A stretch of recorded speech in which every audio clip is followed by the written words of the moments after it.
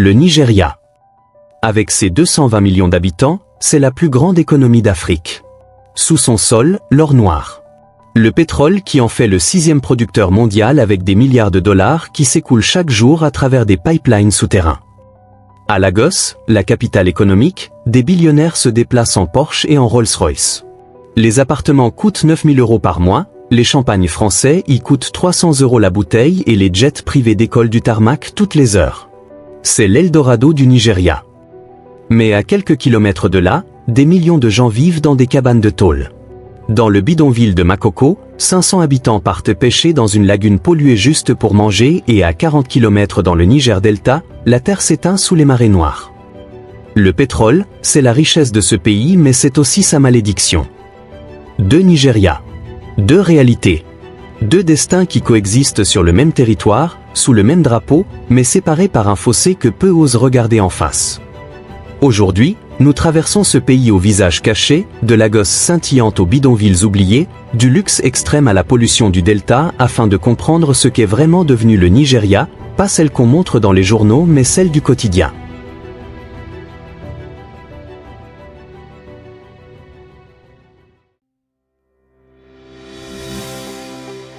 Lagos. 20 millions d'habitants qui s'entassent à la recherche de l'argent. Chaque jour, des centaines de milliers de personnes arrivent dans cette mégapole en espérant saisir un morceau de la manne pétrolière. Et pour certains, cette richesse existe vraiment. Banana Island est l'îlot le plus prisé de Lagos qui se dresse au-dessus de la lagune. Les prix au mètre carré rivalisent avec Paris et Londres. Les villas aux toits dorés ne sont habitées que quelques semaines par an. Les propriétaires les louent à des centaines de milliers de dollars par an quand ils les abandonnent. Ici, l'accès est contrôlé. Des gardes armés vérifient chaque voiture car c'est un monde fermé, accessible seulement à ceux qui possèdent des milliards. À quelques minutes en voiture, les nouveaux riches achètent des appartements sans même y mettre les pieds. 3 pièces, 9 000 € par mois sans négociation. Ce prix, c'est le marché et des centaines de ces appartements restent vides. Banana Island ne suffit pas.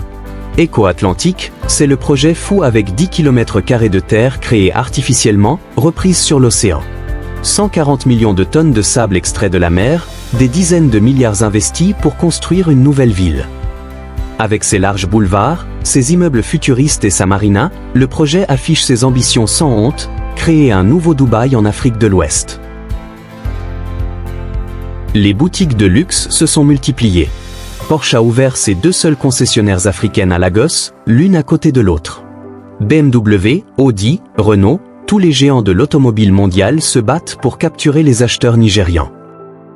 Les centres commerciaux débordent et les dimanches, les parkings ressemblent à ceux aux États-Unis. La nuit appartient aux ultra-riches. Quand le soleil se couche, Lagos devient la capitale de la fête africaine. Dans les quartiers huppés, les clubs se remplissent des nouveaux riches. Les bouteilles de champagne français s'accumulent, Dom Pérignon, Cristal et les plus prestigieuses marques. Le Nigeria a explosé les records de consommation de champagne mondial en quelques années. En une seule nuit de week-end, un club de luxe écoule 450 bouteilles de champagne à 200 € minimum la bouteille. Les hommes dépensent sans compter, les femmes portent des robes fabriquées par des designers locaux émergents, qui coûtaient autrefois 1 000 $ aux collections privées. Ce luxe attire, séduit et fait rêver le monde entier. Les expatriés arrivent de partout. Les hommes d'affaires viennent négocier des contrats, les migrants viennent travailler dans les hôtels, les restaurants et les clubs. Lagos respire l'insouciance de ceux qui possèdent. Mais ce Nigeria-là n'est qu'une partie du tableau. Une vitrine et un reflet partiel d'une réalité bien plus complexe.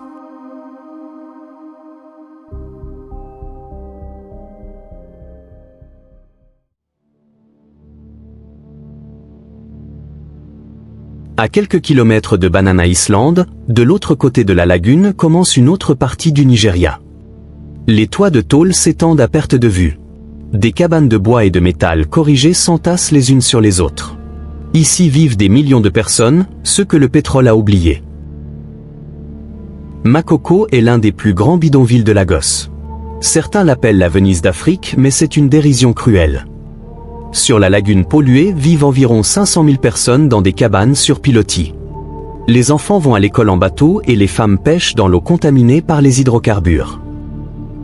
C'est le quotidien de ses habitants. Les conditions de vie défient l'imagination. Il n'y a pas d'électricité et l'eau de la lagune sert à tout, laver les vêtements, faire la cuisine, boire. Cette même lagune reçoit les eaux usées du quartier, c'est un égout à ciel ouvert. Les maladies se propagent rapidement, les enfants souffrent d'infections intestinales et les femmes enceintes accouchent souvent sans aide médicale. Il n'y a aucun recours, aucune assurance, aucune aide gouvernementale. Les habitants se retrouvent chaque matin à zéro. Au-delà des routes qui quittent Lagos, on peut trouver des dizaines d'hectares de montagnes de déchets. C'est la plus grande décharge de la ville. Des milliers de personnes y travaillent. Hommes, femmes, enfants y trient les ordures. C'est le dernier échelon de la misère. Ceux qui ne trouvent rien ailleurs viennent ici. Ils arrivent à gagner entre 50 et 200 € par mois, assez pour rester vivants mais pas assez pour partir. La décharge n'est pas gérée par l'État mais par une mafia organisée qui en contrôle l'accès. Les travailleurs doivent payer un quart de leurs gains au syndicat des éboueurs et personne ne proteste. La terre autour de la décharge est rongée par les hydrocarbures. L'eau souterraine est empoisonnée, les enfants jouent sur des montagnes de poison avec des maladies de peau, les infections pulmonaires, sans médecin et sans aide. À Lagos, plus de 67% des jeunes âgés de 15 à 34 ans n'ont pas d'emploi stable. D'autres n'en ont même pas du tout. Ils sont des millions de diplômés, certains ont une licence universitaire mais le résultat est le même. Pour survivre, ils acceptent n'importe quoi. Une journée de travail manuel, la vente dans la rue, un jour de sécurité à 50 € par mois, un jour de conduite de taxi. L'incertitude est permanente. On se demande alors comment construire un avenir? Comment payer un loyer? Comment se nourrir? Cette frustration accumulée doit bien sortir quelque part. Et elle sort mais vers la criminalité, vers les gangs qui offrent ce que l'État ne propose pas, de l'argent rapide, une identité, une protection, une communauté. Un jeune peut gagner 5 000 € par mois en organisant l'extorsion dans un marché et en quelques années, il contrôle un territoire et acquiert du pouvoir. Les quartiers populaires sont quadrillés par des gangs. Chaque zone a son chef et chaque marché paie sa protection. Les petits commerçants versent 2 € par jour au gang local pour ne pas être agressés. C'est le prix de la survie. La nuit, la situation s'aggrave. Les rues sont abandonnées après 20 heures et les policiers ne protègent que les riches. Aussi, Banana Island a ses propres patrouilles, ses caméras et ses barrages. À Lagos, les enlèvements sont réguliers. En une année, 500 cas sont officiellement répertoriés mais en vérité, plusieurs dizaines de milliers d'enlèvements sont enregistrés. Personne ne se soucie des petits rapts pour quelques dizaines de dollars mais quand un maire politique se fait enlever, ça devient une affaire d'État. L'armée déploie les grands moyens et le gang est attrapé en quelques jours car l'image du pays doit être sauvegardée.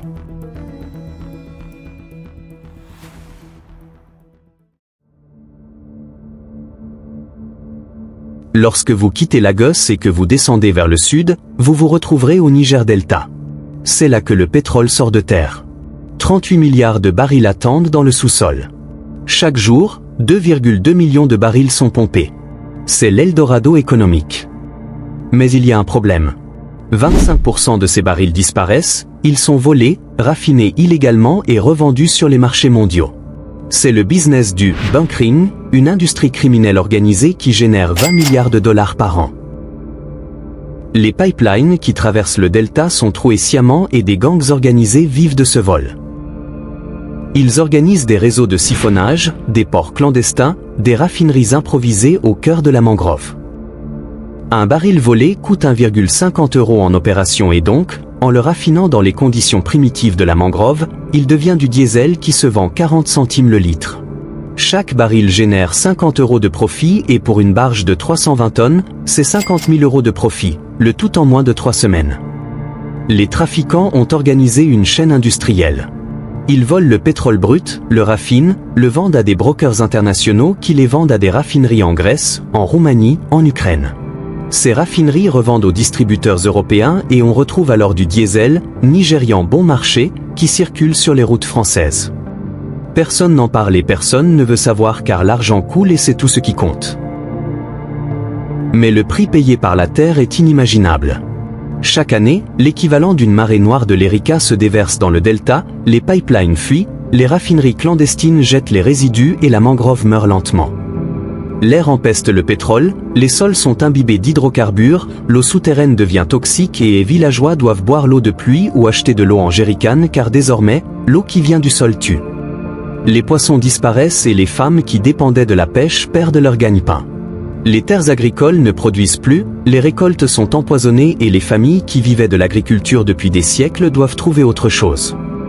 Mais tout ça n'est que le début car les maladies respiratoires explosent, les enfants ont de l'eczéma et les taux de cancer augmentent.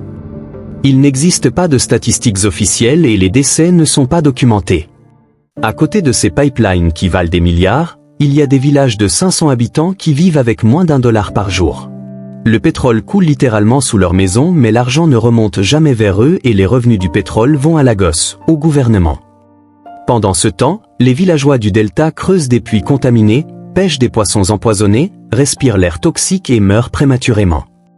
Le paradoxe du Nigeria résumé en une image est celui d'un enfant qui joue à côté d'un oléoduc cassant qui laisse fuir des milliers de litres par jour. Une richesse qui s'écoule et une pauvreté absolue juste à côté. Face à cette catastrophe, des groupes armés se sont levés.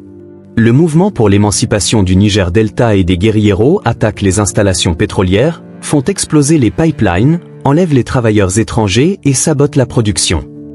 Pendant 50 ans, des dizaines de milliers de barils n'ont pas été extraits à cause de ces attaques. Ainsi, les compagnies pétrolières perdent des centaines de millions. Alors, elles renforcent leur sécurité, emploient des mercenaires et construisent des bases militaires. Mais en vérité, les rébellions ne demandent que de l'argent pour leur région, une part des revenus pétroliers pour les écoles, les hôpitaux, les routes, l'eau potable et les choses les plus élémentaires.